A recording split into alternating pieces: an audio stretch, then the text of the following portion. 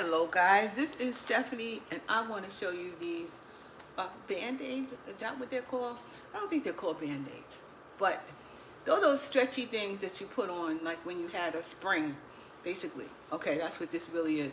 And then my doctor actually, or the person who took my blood the other day, actually used this to help with the band-aid to stop the bleeding. So that's what this really is.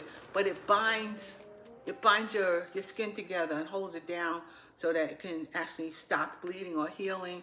But I bought this because my knee has been killing me lately, okay?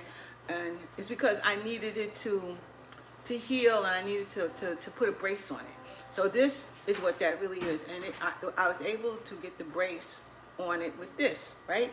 I wrapped my knee up with this. It wasn't too tight, which was great. And I just need it every so often when I've overdone it, or if I'm going to stand up too long on my leg or something like that, then I really need it. So I bought these, and I do love these. I'm telling you. And if anybody understands what it means to have to brace your knee, because it hurts, this is what you really need to have around the house.